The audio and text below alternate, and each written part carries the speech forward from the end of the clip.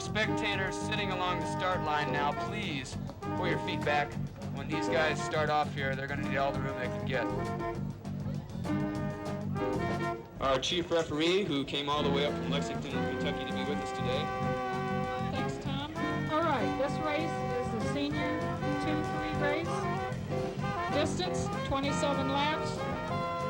Okay, assistant scorer with lap cards ready. Scorers ready. Riders ready. And we're off.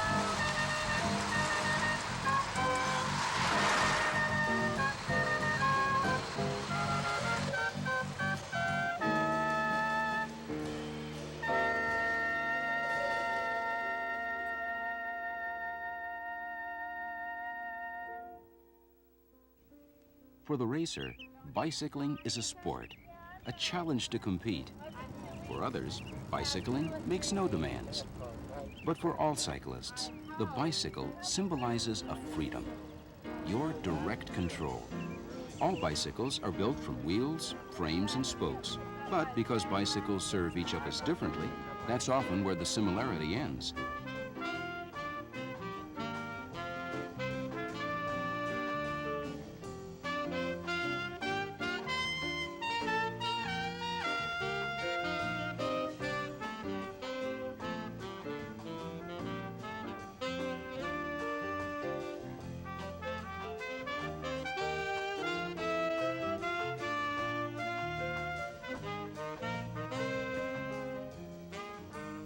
The reasons people ride bicycles are as varied as bicycles themselves. For Diane Catron, bicycling to work is invigorating and commonplace in today's business world. When you're cycle camping, travel is primary. Only the wind separates you from your surroundings. Steve Ryan is not a bodybuilder. He's a high school teacher who takes bicycle racing very seriously. When Elisa Alexander cycles, the starting point and destination aren't important. What matters is sharing the time with friends. Rachel and Dave Barber have been riding together for years, and now with their son, they ride as a family. Riding is an individual and social pursuit, a brisk and refreshing activity. Rush hour traffic can be hectic for bicyclists as well as motorists. Today, more bicycles are on the road than ever before. In the last few years, bicycles have actually outsold automobiles. The same traffic laws govern bicycles and motor vehicles. A safe bicyclist anticipates traffic, always looking ahead, riding defensively. A safe motorist respects the bicyclist's right to the road. With bicyclists and motorists sharing the road, we can have safety as well as convenience. Bill Musser works downtown. During his lunch hour, he manages to get away without leaving the city. Well, I started cycling when I was about 42 or 3, which is 10 or 11 years ago. I knew I was missing some physical activity, and a friend of mine started, and I got into it. It built up gradually. It relieves those early morning tensions. It gets that physical break-in that walking is good, but I can get farther and do more things bicycling. It's just a beautiful change of pace. It's just away from the tensions. You're just part of the outside world again. It just feels wonderful. Riding lets you get away, but it can also bring you together as friends, husband and wife, father and son. I think if you subtract the 4 years I was in high school, I've been riding for 24, 25 years. During the time I was in high school, it just wasn't hip to ride, so I had to walk. And that's why we didn't have any family cycling to speak of, because my parents were adults, and adults didn't ride bicycles. That was definitely a child's toy.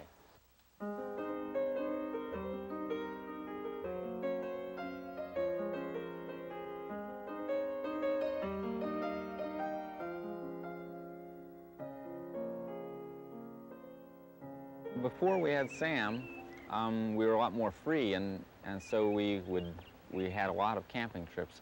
For instance, for our honeymoon, we went down the coast of California. Later on, we spent 5 weeks in France, and it was Great. interesting on a bicycle. It was a different France than most people see. And today, anybody can ride a bicycle. Old people, young people, it's even a far-out thing to do. The thing I tell families about to get into cycling is just go ahead and do it. Take it slow. Don't try anything too ambitious at first. Maybe just, you know, a mile or mile and a half down to the river for a picnic or something like that. Sometimes it's hard to ride together as a family because everyone has different paces. So if you try to structure your riding around something your family would normally do, that's, I think, a real helpful thing. Yeah, I think so. I ride bicycles because I like the people who ride bikes. Not for any really health purposes. To find men. Well, beats walking. Because I really enjoy nature. It's exercise that isn't boring. World travel and friendly people. Well, if I was at home, I'd have to be doing housework. I like to look at the men in their tights. So my husband won't leave me home alone all the time. It's a substitute for sex. Riding's a lot of fun, and I think it's even more fun when you stop. I like a tailwind. It's a lot like the downhill side of a roller coaster. Once a week, Elisa Alexander and some of her friends get together for a casual group ride. For them, bicycling is a social activity. Okay, I first started riding about 6 years ago. I started coming on the evening rides because it was a good means of maintaining my conditioning. The last couple years I've been leading the ride, and I really like leading the ride because it gives me a routine.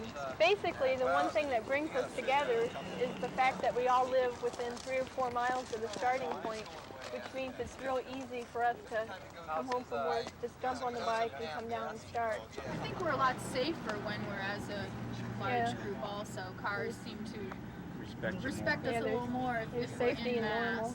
Well, it's real easy to meet people because you just ride up beside them, you know, there's no formal introductions or anything. You just ride up beside them and just introduce yourself. It's hard to put up a front when it's 90 degrees and you're hot and sweaty and panning up a hill. You're very informal. I know for me it's a challenge to say there's a hill coming up and I want to beat Elisa up this hill. And I know it's going to be hard for me to do that. And knowing, you know, seeing the same people week after week, you get to care about them as people too, and we trust each other's riding styles. We all get along really well. Not only do we cycle together, now we have a lot of social activities we do. Group rides can be formal and organized, or casual and spontaneous. They take place regularly across the country. A bike shop or club in your area can help you start or locate a ride. For Steve Ryan, bicycle racing demands dedication. He weight trains 2 or 3 times a week during the winter, hoping to gain a competitive edge. I'm very serious about bicycling. I spend probably 2 hours a day on the bike minimum. And I've gotten to the point where now I'm a Category 2 rider, which is the second, which is just below the Olympic team. And I travel throughout the Midwest racing. Time trial is an event where the rider tries to go 25 miles as fast as they can on just an open road. Usually it's flat, and they're set up 1 minute apart so they can't use the other riders to block the wind and make it easier for them to ride. Okay, a closed track, which is about a 1/4 mile in length, has a degree of banking. Some are up to 40 degrees. And this helps you so you can go through corners faster. The races are usually from a 1/2 mile to no more than 5 miles. It's all-out effort for as little as the last 100 yards. And the rest of the race is trying to get a positional edge. Now on the track, you use a different type of bike. It has 1 gear, has no brakes, and the gear is fixed. So when you stop pedaling, it won't coast as a normal bike would. Well, my bike now is a bike that was built by a frame builder here in Columbus, especially for me.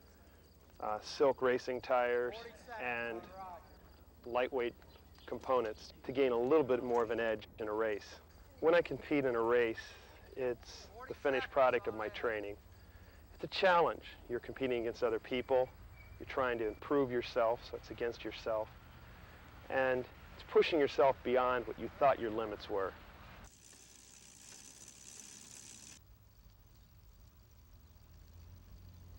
On a bicycle, your senses are sharpened. Seeing, hearing, you can almost reach out and touch the hillsides.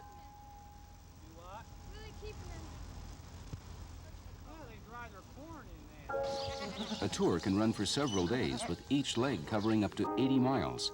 Although it is truly a measure of endurance, you can control your own pace, and riders of all ages participate. By carrying a tent, a sleeping bag, and gear, you can go beyond touring and become a part of your environment by cycle camping. Cycle camping is an ability to go camping in tents, out in the wilderness, have flexibility. You can go wherever you want, whenever you want.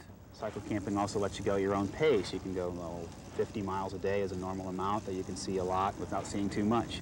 It allows you to visit towns that maybe you wouldn't normally go to if you were traveling just through big cities by bus or something like that. And because you're doing all this on your own at your own speed, you're better able to meet people and get to know the flavor of the land that you're going through. A couple of years ago, while cycling back from Alaska to the Midwest, we were able to stop in and visit a prospector in the Yukon Territory. He allowed us to share his moose stew with him for dinner that evening, and we talked about what it was like to live in the Yukon, not only in the summer, but in the winter when it's very harsh and cold up there as well. On the same trip, we had a chance to see lots of wildlife that if you were traveling by car, you probably would miss. We had a chance to see antelope, deer, moose, grizzly bear, all kinds of really impressive scenery in Mount McKinney National Park. It's really a neat trip. Whether you're cycle camping or distance touring, bicycling offers an independence distinct from other modes of travel. You can stop and start where and when you like. Every town is like an invitation to visit, to explore, to meet new people. We cycle camp to really get out and enjoy nature, and it's a quiet way to enjoy each other and carrying everything with us. You have to do it on your own, under your own power, and you know, you can't depend on anything. You can't go to the grocery store every time you want. You have to do it on your own, and you have to make sure that when you're ready to go, that you pack everything with you. You have to be very self-sufficient. It's really fun to be out just with your family and your bicycles. It's so enjoyable to be on your own.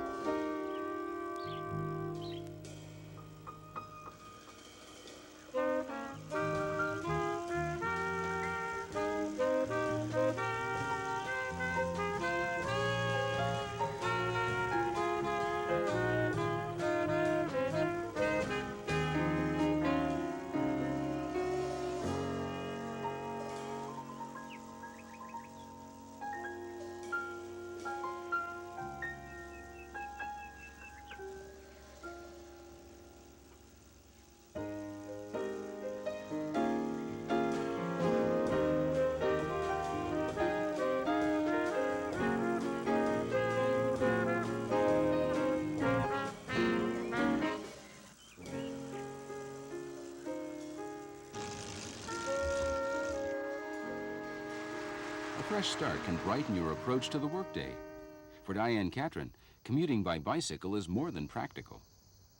In the morning, getting the bike out and seeing the sun coming up, it's usually cool, you get the cool breeze, and it's kind of an inspiration to really get going. Where if I go and jump in the car, I'm still half asleep when I get there. There's no way you can ride your bike to work and still be half asleep when you get there. I've been riding to work for about 2 years now. Before that, I did a lot of cycling on the weekends. I was doing 50 and 100-mile rides on the weekends, and I started thinking, oh, heck, I live 2 miles from work. Why shouldn't I ride back and forth to work? I think in the United States, the bicycle is just starting to come into its own as a viable means of transportation. For years and years, the European countries have considered that, and it's been part of the traffic pattern all along. Occasionally, if I need to be going to a business meeting during the day that I have to drive somewhere, then I don't have a lot of choice. I drive. When I come out of work after a long day, get on my bicycle and feel that wind against my face, it's a great sense of exhilaration. A bicycle is more than a means of transportation. When you're on a bicycle, a simple activity takes on new dimensions.